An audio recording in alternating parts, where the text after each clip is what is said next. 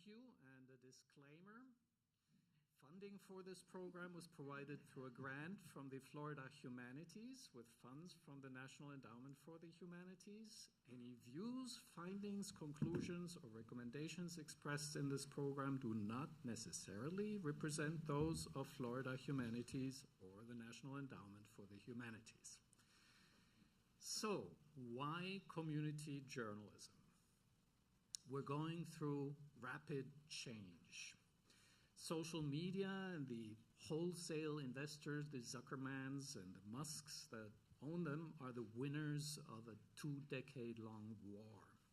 Social media now suck up the content produced by us professional journalists, most of it without pay, and in the process they're sucking the life and dollars out of traditional news businesses that used to employ us, the professional journalists.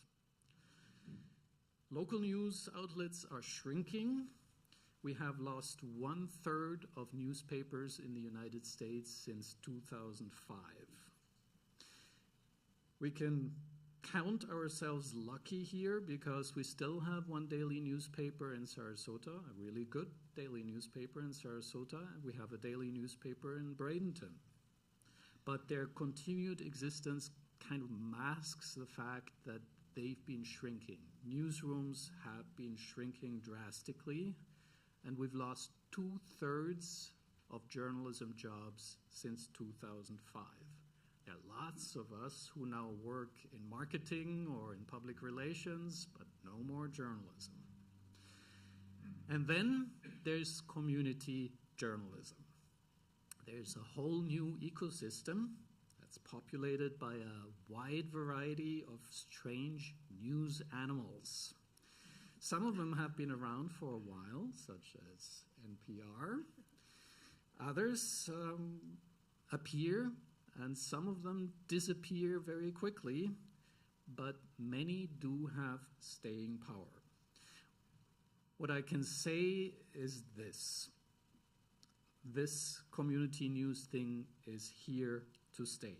I've been really involved I've been in the middle of the creation of this local news organization, WSLR News. I was totally absorbed, and I always thought, man, am I lucky that we have this odd kind of news organization here that is expanding.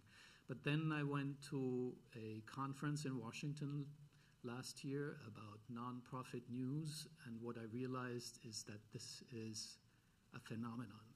It's a movement, it's a social movement, and it's a movement that is building institutions that are going to be around.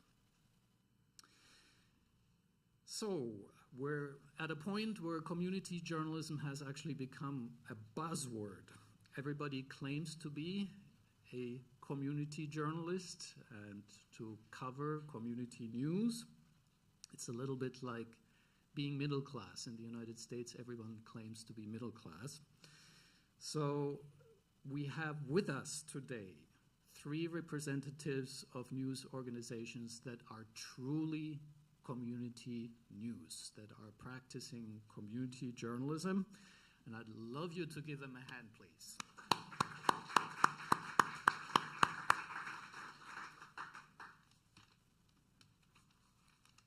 First, matter of process. After the panelists have their moment, it'll be your turn. That's a big part of our not-so-hidden agenda here. We want you to move beyond just being news consumers. We want you to think along the lines of, how could this be done better? How could my family, my neighborhood, my peers, my work colleagues be served better? And we don't mind to hear, too, your ideas about how we could generate revenue streams that would make us more sustainable. But most importantly, we would like you to become news producers yourselves. So, to our panelists. First round, we would like you to give a chance to describe the news organization you're working for, just in general terms. And we will begin with our guest from Connecticut, Indira. where she co-owns and helps run the longest-standing African-American newspaper in that state. Meet Ndera Allen Stevens, one of the unstoppable forces behind North End Agents, Hartford's iconic newspaper. As a Gen Z co-owner, Ndera brings a fresh perspective and unwavering passion to the table, inherited from a family legacy steeped in journalistic excellence. Born and bred in the heartbeat of the newspaper industry, Ndera and her sisters have been ingrained with the secrets of agents. They continue a tradition of half a century, blazing new trails and amplifying diverse voices in the media landscape. Ndera's official title may be Growth Manager, but her impact transcends titles. From wielding the pen as an editorial assistant to mastering the digital realm as a social media maven, she's a dynamic force driving the newspaper's evolution and outrage. With that, go ahead, Ndera. Hello, everyone. Oh my gosh, I don't know. Hearing that said back, it's kind of nerve-wracking. Okay. So just a little bit of history on our newsroom. Our newsroom is turning 50 years this year, which is huge for us. My dad, John Robert Allen, started the newspaper in 1974. It was started on a bit of a dare. So he had just gotten out of the military, and he was doing the delivery routes for a couple of newsrooms. And so one of the newspapers he was working at in Springfield, Mass., he was saying, hey, like, we need to get this paper out one time. And the newspaper editor said, well, if you think you can do better, then why don't you do it? And my dad is a man who never backs down from a challenge. So he took that dare, and within a couple of weeks, he got things moving. He engaged his community of people to gather around him and help him to create it. He asked our cousin, Jonathan, to create our logo. He tapped in Juan Fuentes for photography and help with the layout. And then he was able to work with the Chronicle, which is a little bit tough to do when you're in a white male-dominated industry. You're dealing with racism. This is 1974. So he definitely had to push his way in and had to learn from the ground up. So from then till the 2000s, we were actually still laying out our paper with the X-Acto knife and that glue, which is so freaking awesome. I love the little paintbrush on the end. It just gets me excited. But my dad, he started the newspaper with the intent to support people in the North End and really bring a conversation space between politicians and local government and our community members. So he started a thing where community members would write letters to local politicians, and they would respond back in the paper, and then that back and forth started to happen, and you started to see a bridge kind of connecting us there. He also did initiatives around kids going back to school. So he worked on Blue Hills, so there was hair salons, there was barbershops on the same strip, there was a pizza shop, and he made sure everybody on that strip got money. So he made sure the kids got their hair cut before they went back to school because your appearance matters. He made sure they got their hair done, and he sent them across the street to get free pizza, and also made sure they had all of their school supplies they needed to go back to school.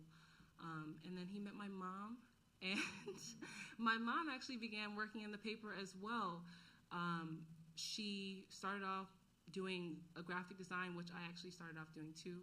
And she pitched some ideas, and he was like, oh, this girl is really making money. And that's how he would say it. He would say, this girl is really making money. So he was like, I'm going to work with her. And she had us, me and my sister, in 98, and she thought she was going to go sit in the house and be a housewife. And so he was talking to my Aunt Elise, and he said, that girl thinks she's going to go sit in the house and be a housewife. She is not going to be no housewife. She is coming out here to work with me on the paper.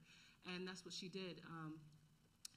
During her era, because she took over for my dad when he got sick, she revamped the education edition and how we see it today, even though my dad did start it. She brought us into the digital age, so we were no longer laying out by the X-Acto knife anymore. And yeah, she really just kickstarted all of our growth and evolution. And me and my sister are now taking it over in 2015.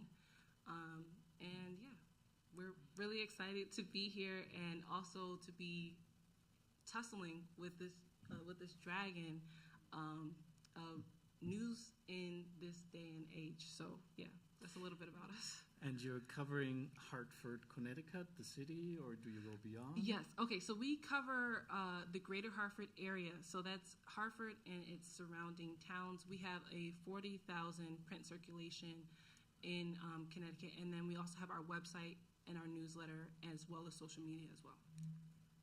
Thank you, Indira.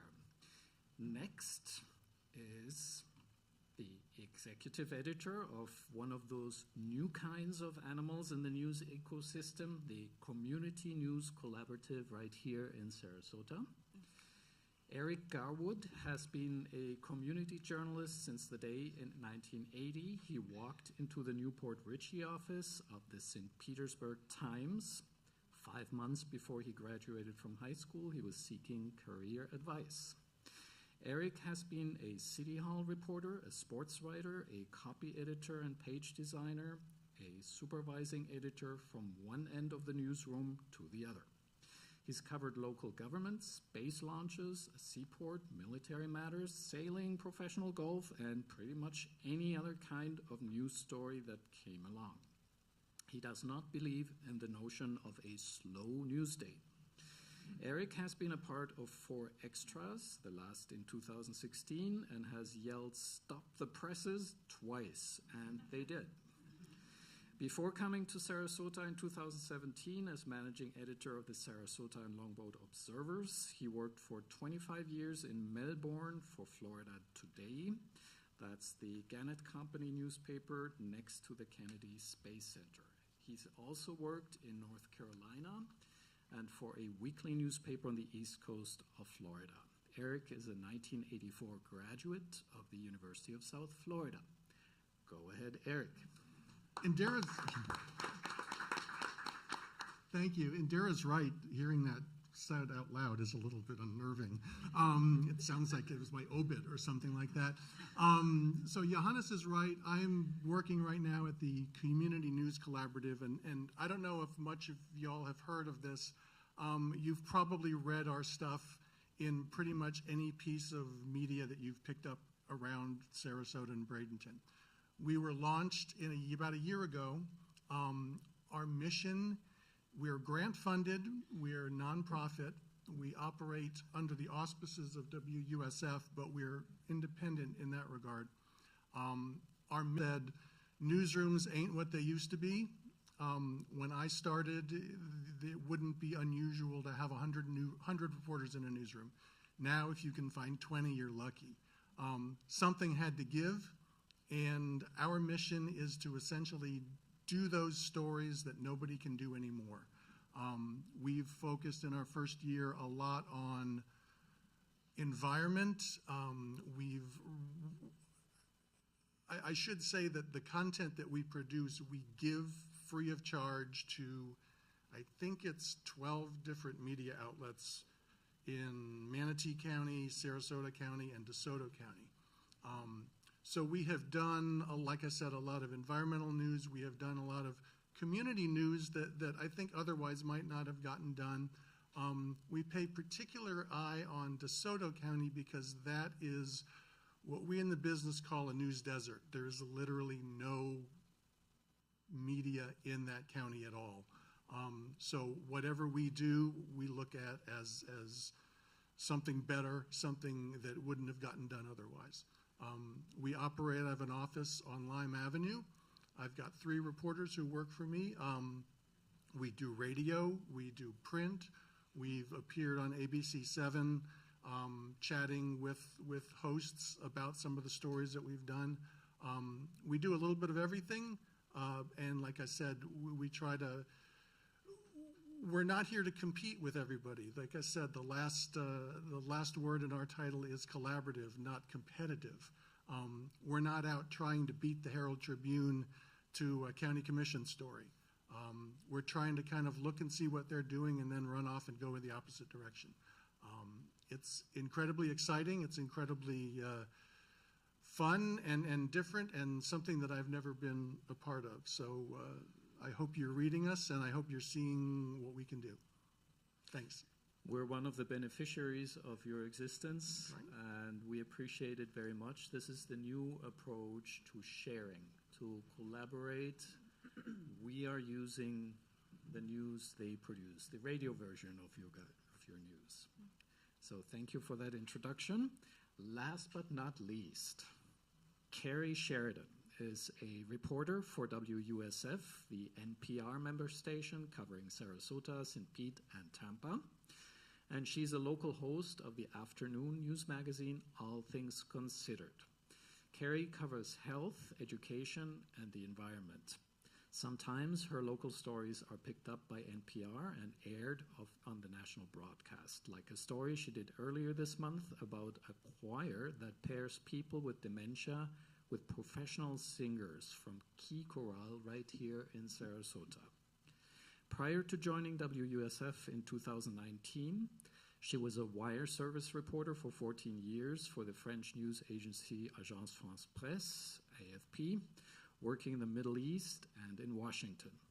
She earned a graduate degree in journalism from Columbia University, where she happened to be a student on 9/11, and wrote a book about the aftermath through the lens of the New York City Fire Department musicians that played at hundreds of funerals, called Bagpipe Brothers.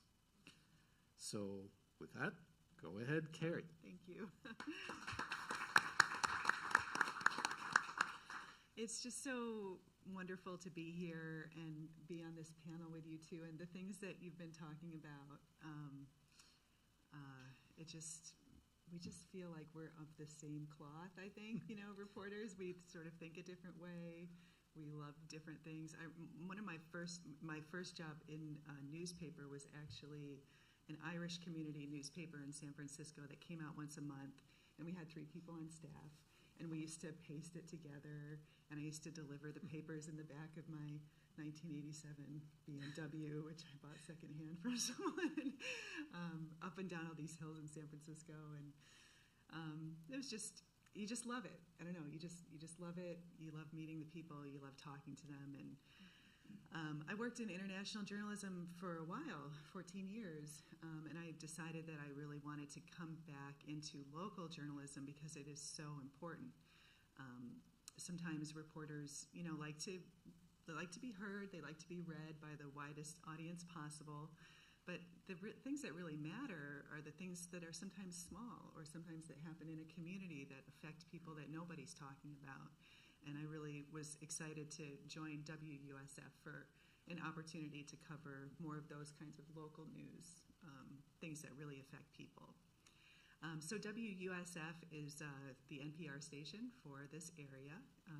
We try to cover a range of different issues, with our main mission just being to inform the public. Anything that we do, we're trying not to sensationalize, we try not to jump on the bandwagon, although they certainly have to cover certain things that other people cover, but to give a context to the news and to try to educate and inform through the news coverage that we do. Thank you, Carrie. You're welcome.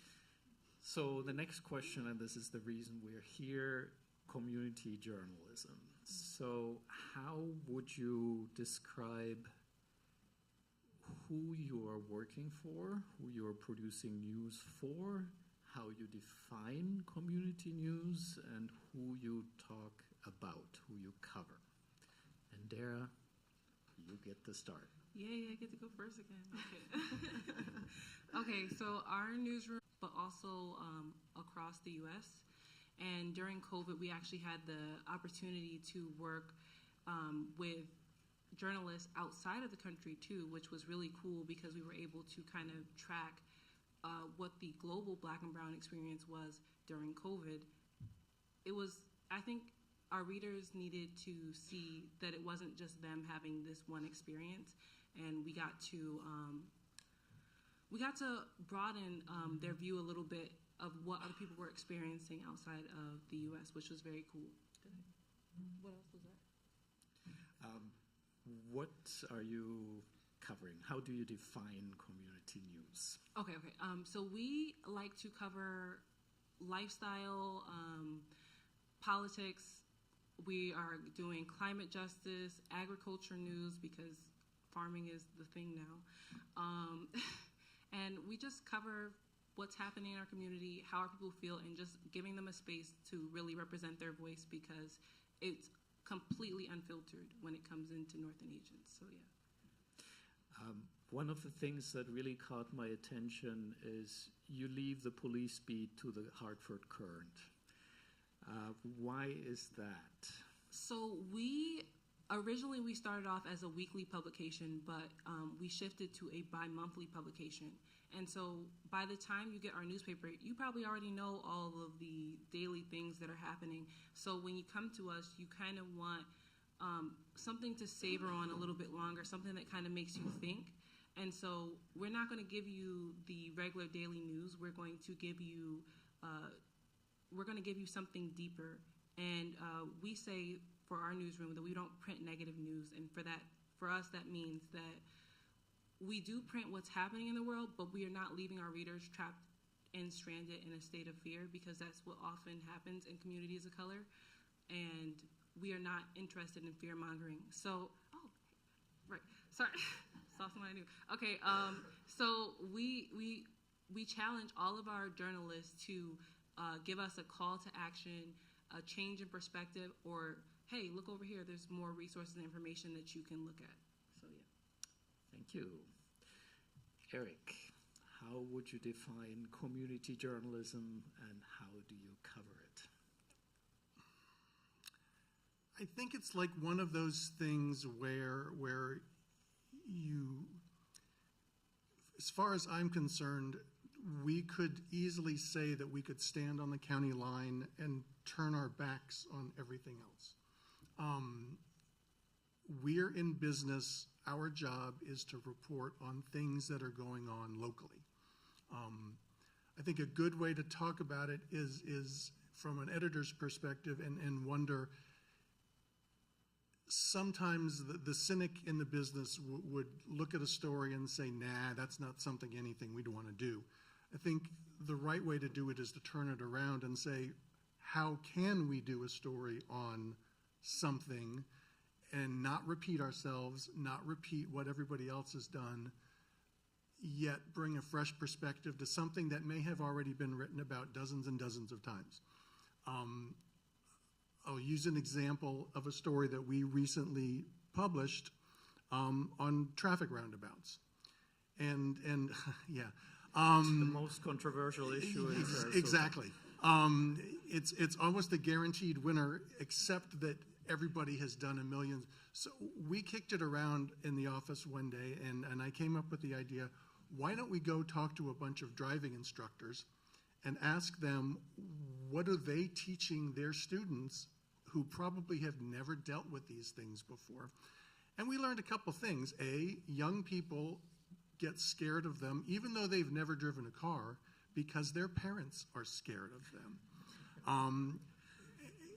We learned about one driving school that one of their students actually crashed into somebody in a roundabout while taking a lesson in driving around roundabouts.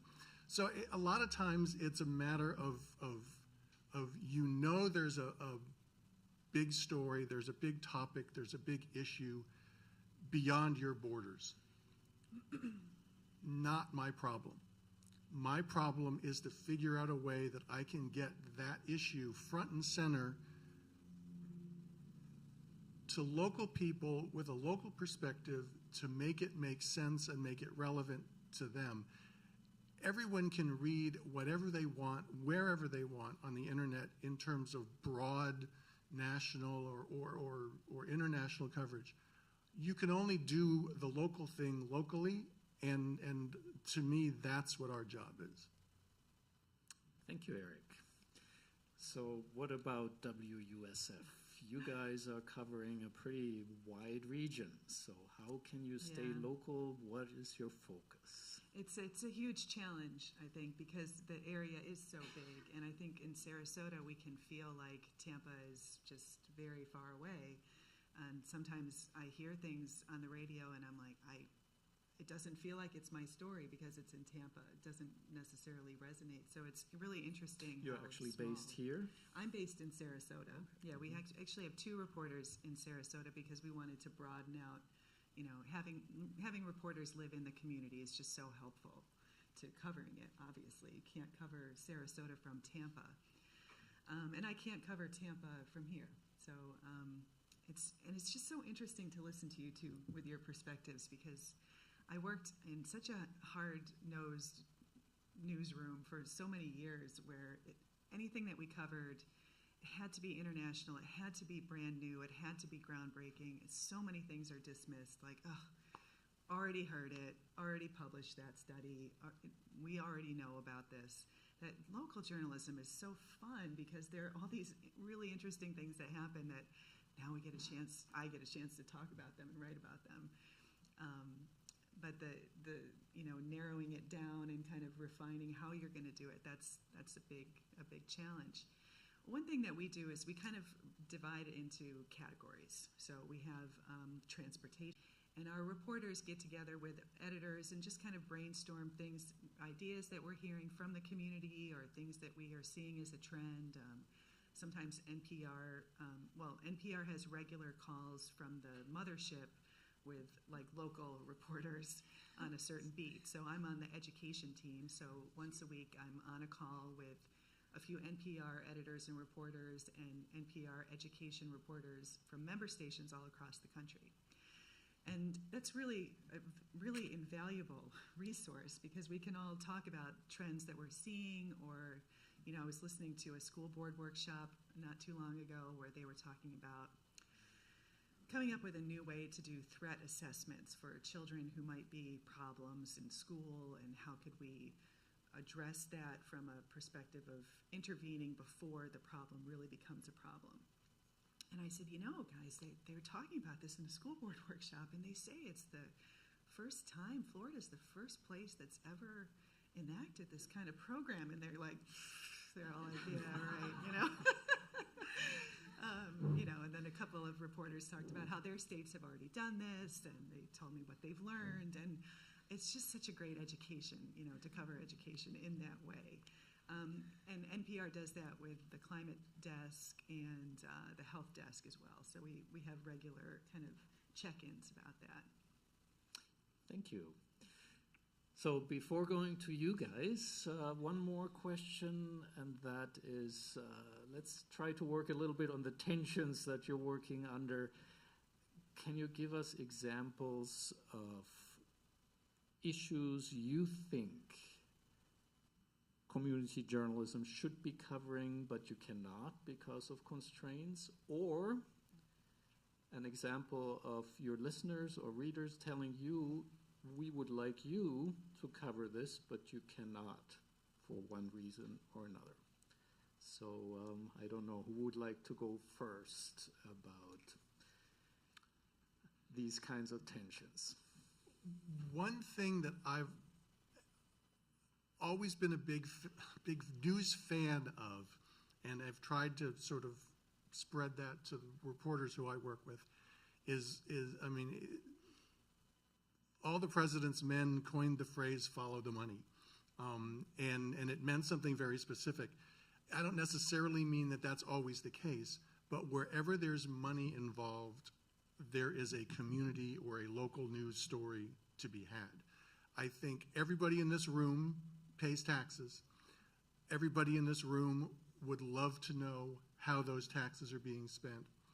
So I make it a point when I work with one of our reporters to ask them, what did that cost and where did it come from?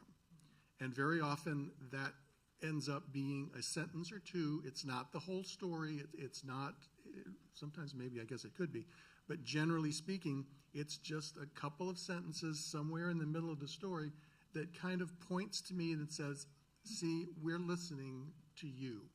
We're telling you that the beach renourishment project that will be gone in 15 years and will be have to done all over again is going to cost $62 million, and you're paying for it whether you like it or not. And whether it's that or whether it's a simple matter of the bus service in Sarasota County and how that works and where the money comes from. I kind of always think that the big common denominator in all of that is money and how it gets spent and where it came from. And are there any constraints that stop you from taking that angle in your coverage? Except for the fact that journalists are probably the worst math people in the world. Yeah. It's often something that especially inexperienced folks shy away from because a budget is a scary thing to tackle. Until you sort of know where to look and know how to... It's all public records, and it shouldn't be hard to find. It's all there in black and white, generally speaking. It's just a matter of digging it out sometimes and knowing what you know and knowing what you don't know and being willing to ask and learn more about what you don't know so you can present it to a reader or a listener in a way that they'll understand. If you don't understand it, they're not going to understand it. Thanks, Eric. The constraints we're working under. Is there anything you would like to bring up? Do you want to go first? No. Okay. I have some. I can share some. I have some thoughts on this. Go ahead. One of the problems that we run into is we will make a public records request or FOIA something. Can give you a little example. It's right here in Sarasota County. I thought might be interesting to look into, I'm a parent of kids in middle school. We get this letter that says, if you would like to opt your children out of library school materials, please check this box, fill it out, send it back. And I wonder how many people actually fill this out. I'd be interested to find out how many people in Sarasota County actually don't want their children to read books in the library.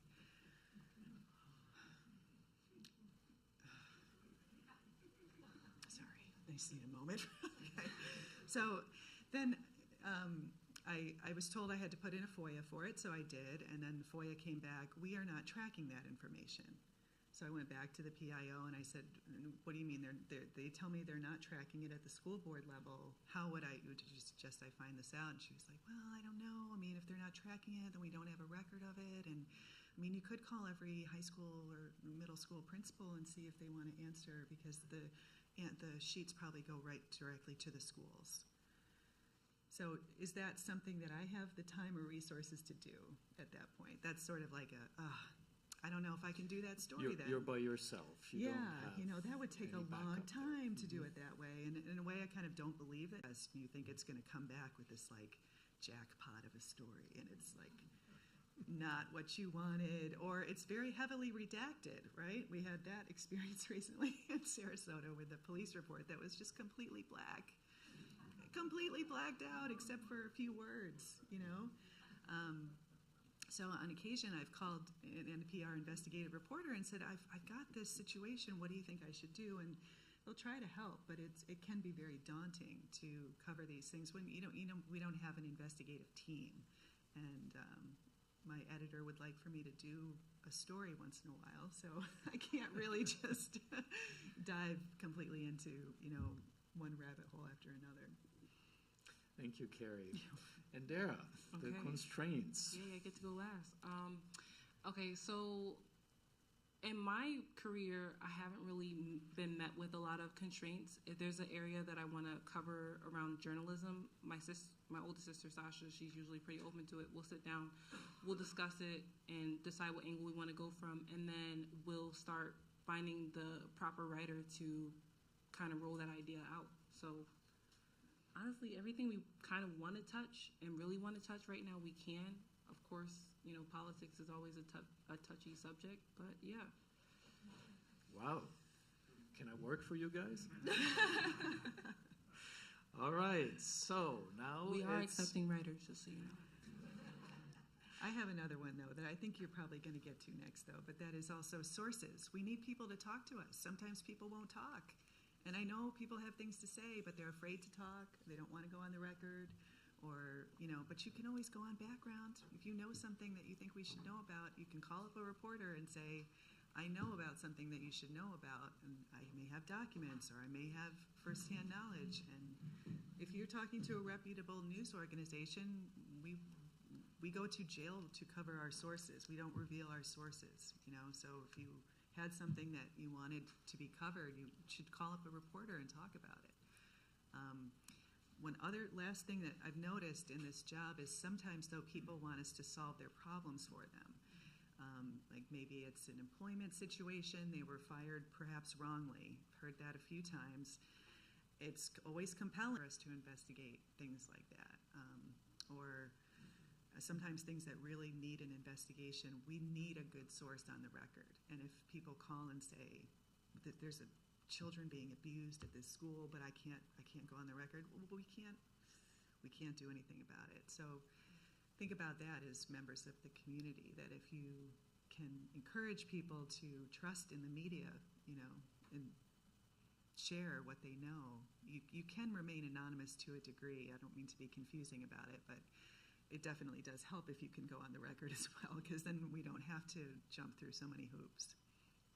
And if I can just add one thing to Carrie, as the resident dinosaur up here at the dais, believe it or not, there was a time where if you wanted to talk to the planning director of the city of Sarasota, you got on the phone and you called the planning director of the city of Sarasota and you interviewed him or her. Mm-hmm.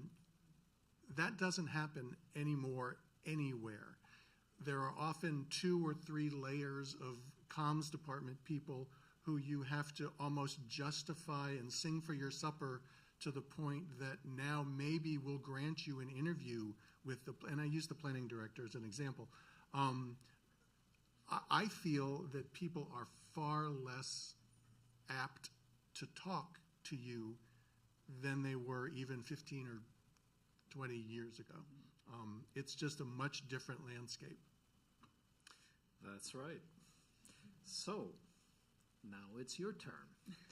This is a two-way street. News is a two-way street, and I would like you to focus now on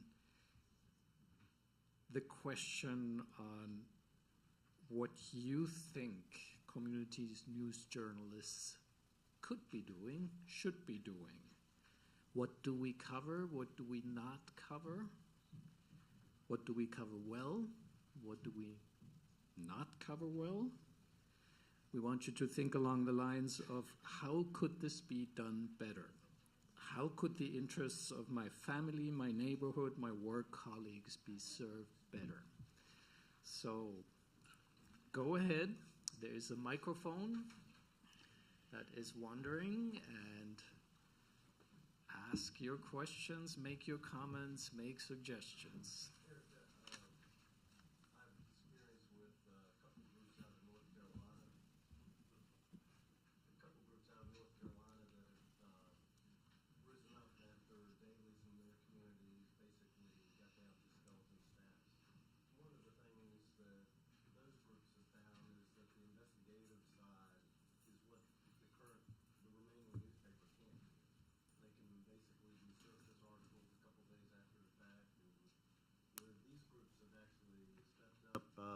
One example in Asheville, last winter, I guess, we had a terrible water situation. The pipes froze and nobody wanted to talk about it. And this group, led by several former newspaper writers, spent about 4 months and put together a long series of what the problem was, not necessarily trying to poke the person that was responsible, but how the things could get improved. And I think that kept the city of Asheville accountable.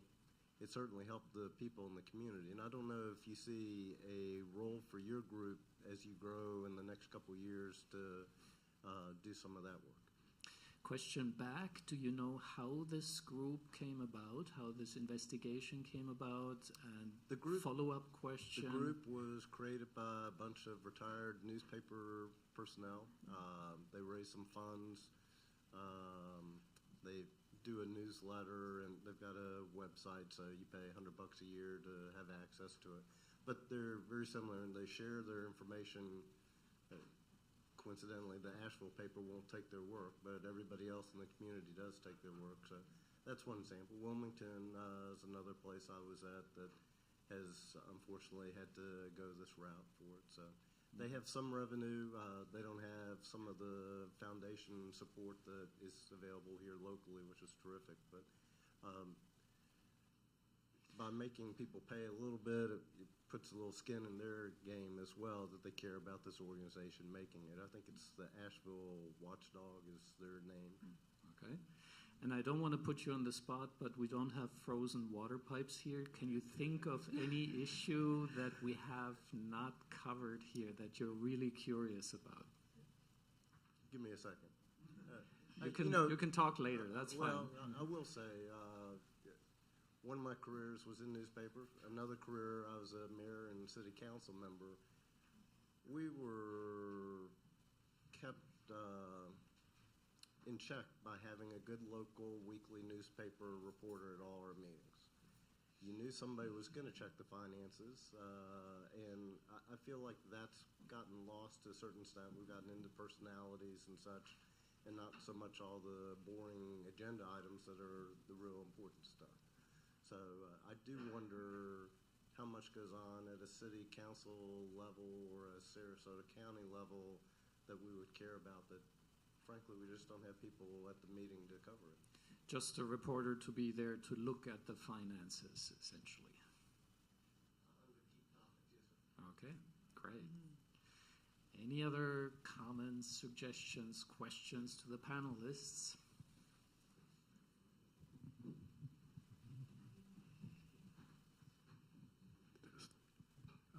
What was really lacking is, in our community, is hard investigative reporting. We get stories, but we don't really get investigative reporting. We have so much going on. We've got issues at the city commission, the county commission. We've got development issues. There's a tension between development and the residents, and it goes on and on. But there is very little investigative reporting. So that's, I think, what we need here. Any suggestion on how we could make investigative reporting possible? Without investigative reporting, we really don't know what's going on, right? Mm-hmm. That's what keeps the commissioners honest, or close to honest, or more nearly honest. You're the watchdogs. We who attend meetings and stay in touch, we're not getting to the granular level of what's going on. Okay, thank you. I just want to say that I think investigative journalism is still kind of happening because on social media, there are a lot, the internet sleuthers, okay? They find out everything. They just take one little picture and then they find everything. It's just like, how do we pay them for their services if they're already doing the research and stuff like that to pull them into our newsroom? And the cost of living is going up. So what we would usually pay a journalist is not what we would pay them now, and it wouldn't give them a livable wage. So that's kind of a question that I have around that. Okay, yes, and a follow-up remark on that. The sleuthers you mentioned, I run across here are activists usually. They're engaged in defending their neighborhood or in defending a principle, being active. Would you draw them into North End agents to actually report and write and publish? Well, they're already reporting. They're doing video reports by themselves, but we just want to be able to pay them because, yes, we could invite them in to collaborate with us. That's great, and they can get publicity, but that doesn't pay the bills at the end of the day. And our newsroom is not a non-for-profit. It's us out there hustling to make dollars. So we know the value of $1, and we know what it takes to make ends meet. And so we want to make sure we're paying these people for their work that they're doing because they're worth it. So, yeah. All right. Hi, the Zieglers are literally a national and international news story. how should community media cover the Zieglers? Ooh. Yeah. That's a great question. It's a question to this editor, I guess. It's a very local story. I may want to pass it first to Carrie. Well, I can tell you how we did cover it, which was, it was a national story. So we had to be there. We covered the lead up to it. We covered the unredacted police report when it was reported by the Florida Center for Government Accountability. We covered the meeting and the rally and the calls for her to resign. We did not cover the subsequent meeting 2 weeks later, where more people were calling for her to resign again. Just felt like we had covered that. But we try not to get too granular with it. You still have to be fair. We are only reporting what we know because Bridget Ziegler still will not call me back. I call and text her regularly. She doesn't get back to me. So that is the point that you made, sir, about investigative journalism being very important. It is so important, but I feel like we only hear from some parts of the community, not the whole community. And certainly, like you said, Eric, government officials do not call us back. So it's tough, it's very tough. I don't think we should get into assailing someone's personal character or what someone does in the privacy of their own bedroom, but also there was a rape allegation there, but we haven't spoken to the alleged victim. I also reached out to the police to ask them why did you determine that it was likely consensual? What was it that made you come to that conclusion? How does and we can debate whether you should send your questions ahead of time or not, but I decided to send a few questions. Like, these are the things we're wondering about in the newsroom. The person who made the allegation said that she had been drinking all day. How does that affect consent? And what is the next step here? If it turns out that, Bridget Ziegler then said, because we have to know all these details. She said that, she denied something that her husband had said in the report about a planned threesome happening. How does that affect the investigation? And they told me, we are not answering media requests at this time, as I told you before. So it's tough, it's tough. Like, that is one story that I'd like to do about how did the police come to that conclusion? How do we pressure people when we get told no? When I say people, I mean sources of power, and they just shut us down, and we don't have any other way in. It can be a bit of a closed door, and then I think for me, I just sit on it, I think about it, and I try again. I'll probably try the state attorney's office next week. I have some calls out to lawyers who are familiar with rape cases who could maybe speak about this, because I feel like we should be talking about that. That's one angle in the community aspect of it, because like one of our kind of litmus tests is, does this affect other people? And certainly this issue affects other people, other women who are raped. You need to know what is considered rape in this county, what is considered consensual, and how did the police come to that conclusion? I think that affects a lot of people. And to add on to Carrie's point, it's very difficult as a newsroom or as an editor to decide that enough is enough, and every TV station in the Tampa Bay area has covered exactly the same story.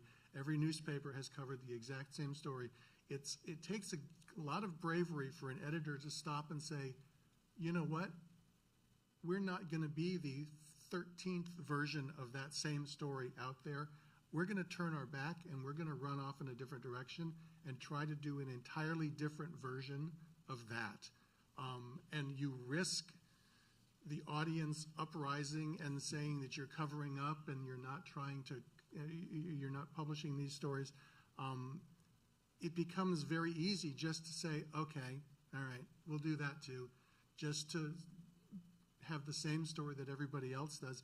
You're not telling anybody anything different. What you've got isn't anything new or vastly updated from anybody else. There is sort of this urge to just do it anyway, but I love what Carrie said about maybe going off and talking to women and seeing what an entirely different version of the same story, but using that sort of as a jumping in point.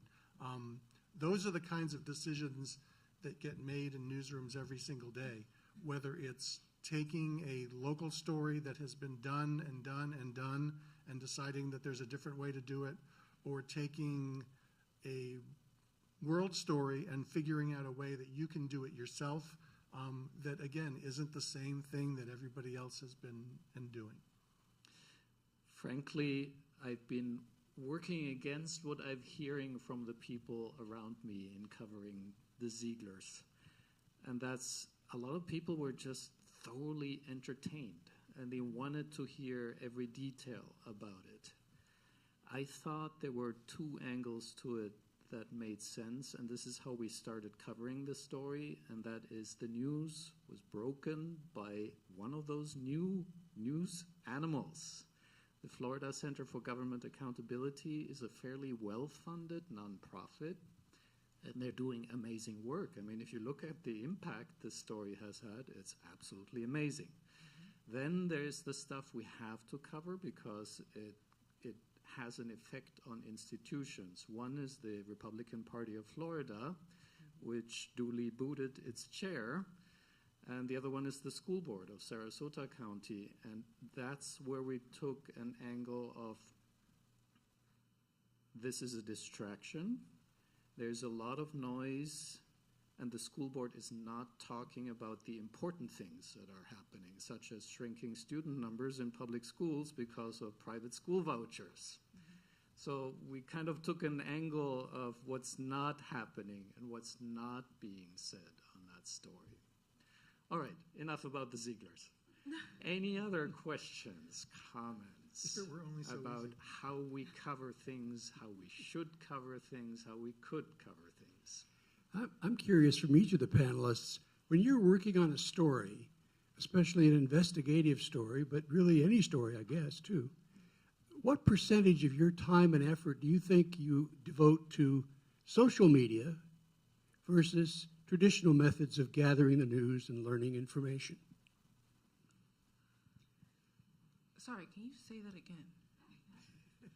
How much of your time do you actually spend mining all the gems that could be found on X, versus what might be found by calling the local administrator and being told no? I personally, I haven't written in a while, but my work would definitely start off on social media. There are a couple of online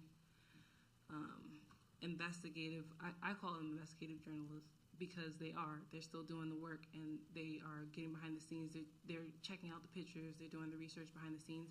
I would check out with them first and see what they have to say.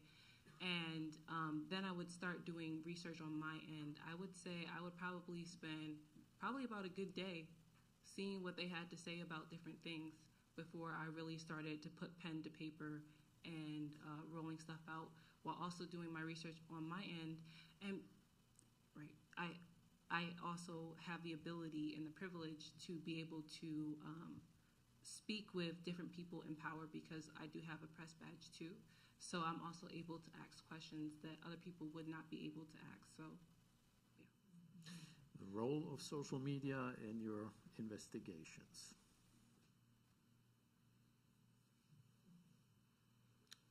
I'm trying to think of an example where that was a thing, and I'm having trouble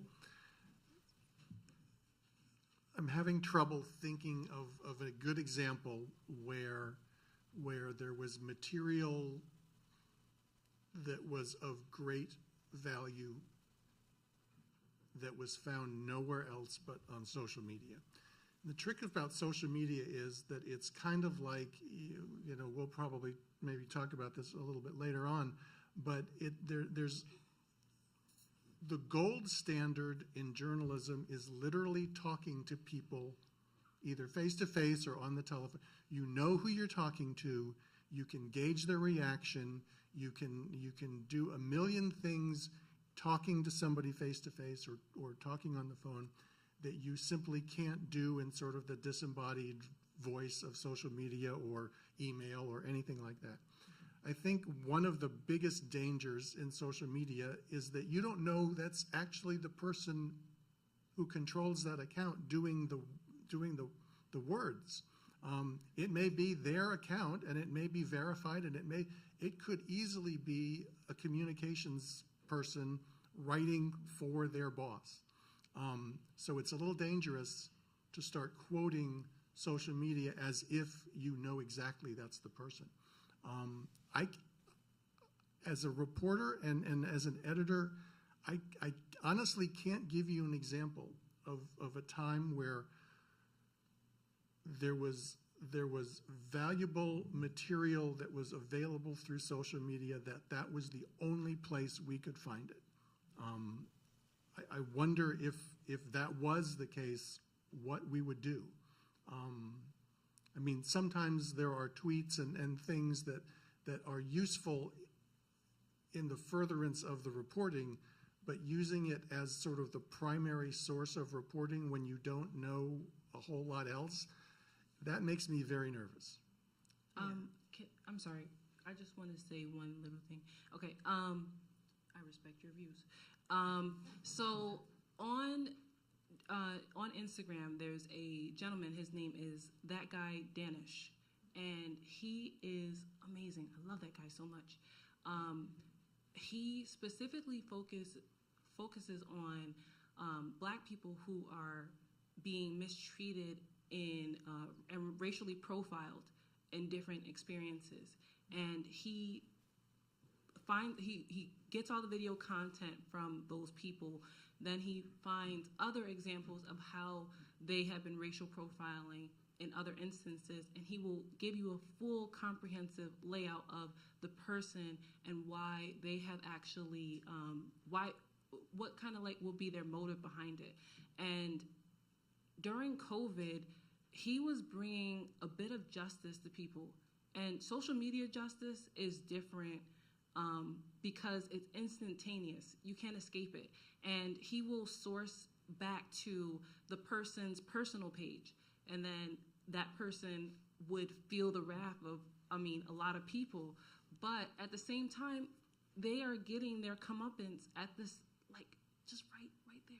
It's so perfect. There was a gentleman who jumped on the back of a woman's car for no reason, broke the glass out of her window, and her baby was in the back seat. And so she got out, and she was like, why are you doing this? And they had a little tussle in the street, and she eventually got her baby out of the back of the car, and his other friends, the biker gang, went to go assist him so that she couldn't fight back. And so she had to leave her car in the street and carry her baby off in her arms.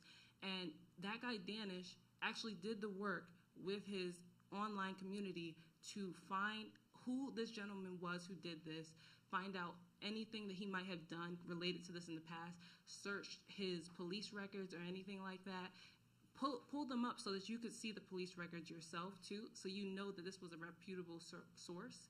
And it blew our minds to be able to see that instantaneous justice like that. It was beautiful. So social media is very powerful, and especially Instagram and TikTok on whistleblowing, on a lot of stuff that's going on behind the scenes. So it may not be the first place that you look for. It may not be the first place that you look for data, but it should not be discounted when you are putting together investigative journalist articles. Thank you. Carrie, any It's social really media in your It's really interesting. research? Personally, I read a lot. I scan a lot. Things like Popular Information by Judd Legome. I'm not sure if I'm pronouncing his name right. He's got a lot of really good information on there. So sometimes I get ideas from social media, but the reporting has to be with source documents and talking to actual people to flesh it out. So we don't rely on it too much.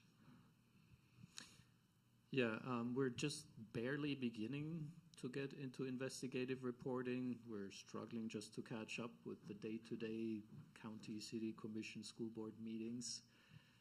We're beginning to get into it. We covered a case recently in which a 36-year-old resident of Palmetto, the city just north of Bradenton, he had a history of mental health issues, was suffering an episode. People called 911, telling the police that he has mental health challenges. The police came, and a day later he was dead. And the police had been withholding the report about that incident pending an investigation by the state of Florida. That investigation is still ongoing 3 months into the incident. The family and activists who were alerted by that family produced a video taken by bystanders. And it showed police punching him once, twice, 3 times, 4 times, 5 times. The activists took this video to the city commission of Palmetto, and there was an amazing meeting on Monday last week in which there was back and forth. They had a chance to show that video, and 2 of the commissioners proceeded to issue an apology to that family. So we do not have that guy Danish here, but we do have people who record videos. We decided to use it because it showed the location where the incident happened, and it would be very difficult to fake a video showing Palmetto police at that location being active. So we decided to go ahead and play the actual sound of that video in our radio report. Go ahead. It's your turn. Regarding media silos, I know there's many news media Silos. You're media silos. Okay. Okay, where some news media reports things that confirms the views of their readers, and readers like that. And there's other news media that tries to do balanced reporting. I'm wondering, between those 2 types of media, which one is more numerous as far as, well, let's say how many readers they have, and which one is growing faster than the other one or declining less than the other one? I mean, which is advancing and which type of media is declining? So obviously none of our organizations are part of a silo, so the question is about everybody else. What do you think about media silos and just working within an echo chamber? Any thoughts about that? It's a huge challenge. You know, I think that people often see NPR as liberal media, and if they don't like something that the network reports, Stephen Skeep was tweeting about it today, the story about Israelis being removed from their homes, and somebody wrote to him and said, "How dare you? How could you care about Israelis at a time like this when so many Gazans have died?" I don't understand what's happening to people out there, that they can't hold 2 things in their brain at one time. Of course, we cover all kinds of different things. So yeah, people like to be reinforced. They like to read what they agree with, and I feel like it's a very dangerous slope that we've really slid pretty far down. I don't know if I can answer your question in terms of which is gaining faster, but I sure would like to have more people listening to NPR who are from all walks of life and all kinds of beliefs, because I don't set out to report only for liberals, not at all. I mean, you know, it's very far from what we're trying to do is tell the truth, give an accurate representation of what's actually happening. But I think that the way that people consume their media now is they don't go to the website, maybe they don't buy the newspaper, maybe they do, hopefully they do, but it's given to them. So it's given to them in their social media feeds, and it's a self-reinforcing problem. We're asking what medium for news is growing the fastest, right? Yeah, whether it's organizations that essentially give their listeners or readers what they're yearning for. I feel like that's a really tough question. I feel like she answered it really well. But you can't please everybody with the media that you're sharing, and so we try to make sure we represent and leave room for everybody to follow their own beliefs.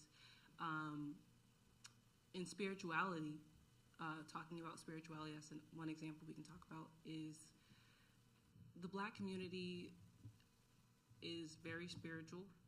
They are very religious, I would say.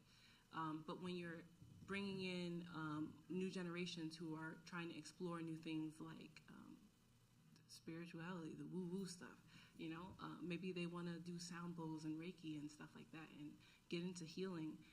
When you talk about those things, you definitely have some pushback. We definitely had a lot of pushback when we started to open up to representing, and because we want to make sure we represent the Black and brown experience in its entirety. And so to do that, we had to kind of step into this new arena, and we lost a couple of people,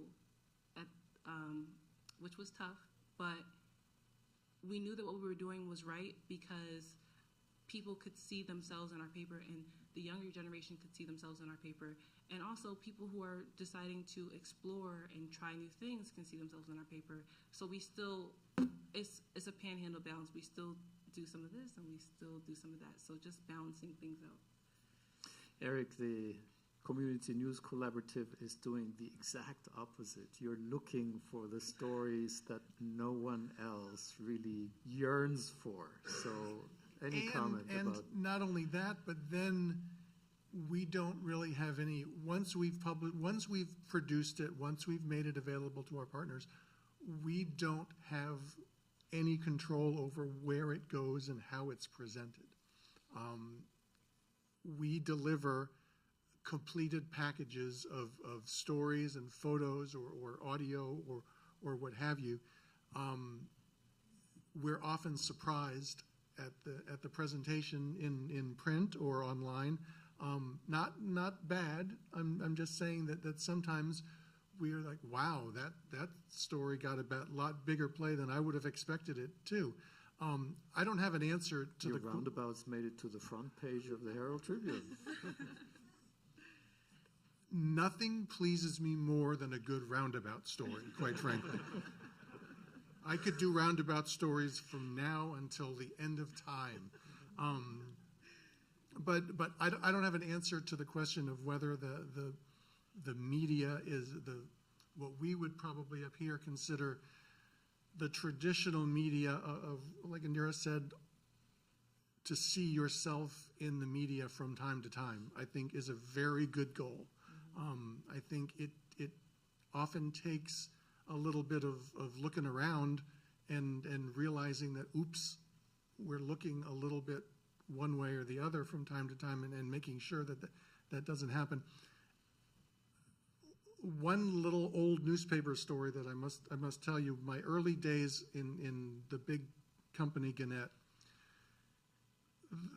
we had literally a corporate, and this was probably in the 80s and 90s, a corporate edict that we will do exactly that. We will show different voices and different people. The problem was that we were literally graded on how many black people we had in the newspaper, or how many sources of color we had in stories. The idea was wonderful. It made a lot of sense. The execution was often horrible. I believe the worst example I could think of was there was a cold night, some manatees died, and some well-meaning but somewhat blundering reporter called the president of the NAACP for a comment on dead manatees. She thought she was doing the right thing, but the execution was horrible. So, What do you mean by that? It just sounded a little weird when you said it. That was not the intention of the program. The program was meant to include voices from all around in different kinds of stories and in different kinds of settings, not a cop story in the middle of the night where manatees were dying, and the first thing he thought of was to call the NAACP president for a comment on dead manatees. So you're saying that black journalists would just call NAACP all the time? I don't know. No, I'm just saying it was an odd source for a story like that. Okay. That was one story. That tanked the whole thing for you? No, but I'm just saying that was an example of bad execution. Okay. All right. So silo, echo chamber, our constituents, our listeners really want the most emotional story here is development, new construction. People get really anxious when a project is going up in downtown or near their neighborhood.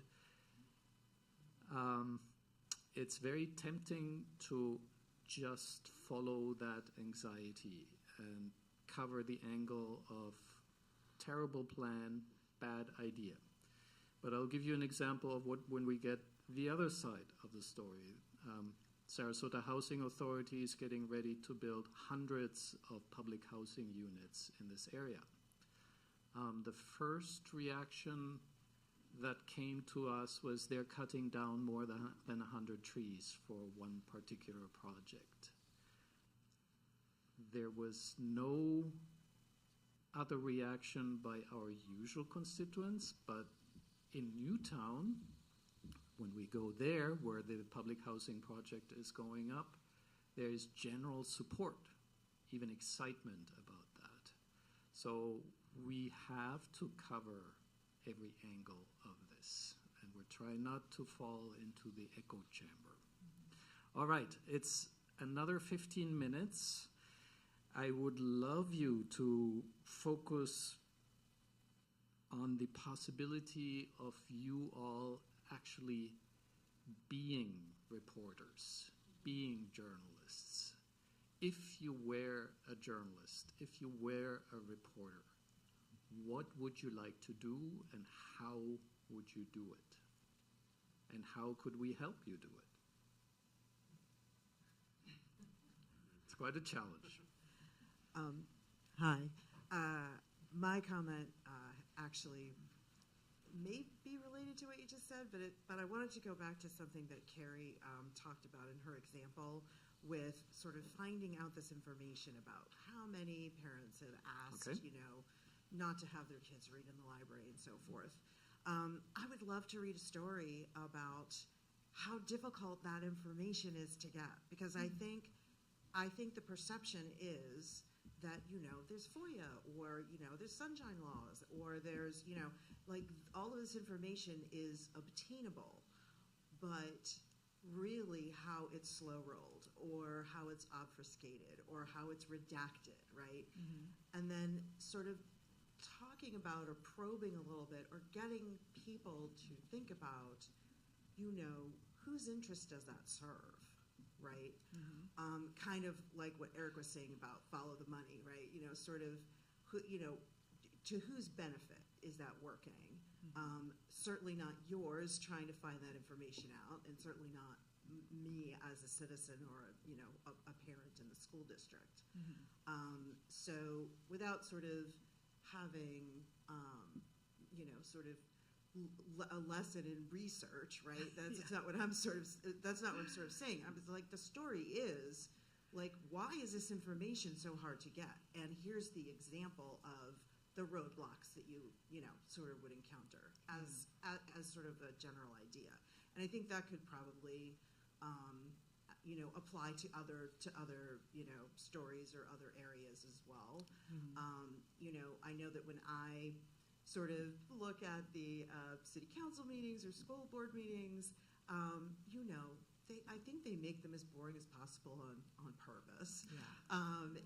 And also, you know, yes, the information is there sometimes if they have agenda items or, you know, information or whatever, but oftentimes they release it with very little time for anyone to actually read it in our, you know, busy lives, if it's not our sort of, you know, job or hobby, you know, to do these sorts of things. So I just think that there could be, you know, some conversation around, you know, sort of the difficulties in consuming media and staying informed, and also, you know, perhaps why it's difficult to have an investigative story on something like the book, you know, the number of books being, you know, asked, or number of parents being asked to not have books. This is great That's a input. great idea. Thank you.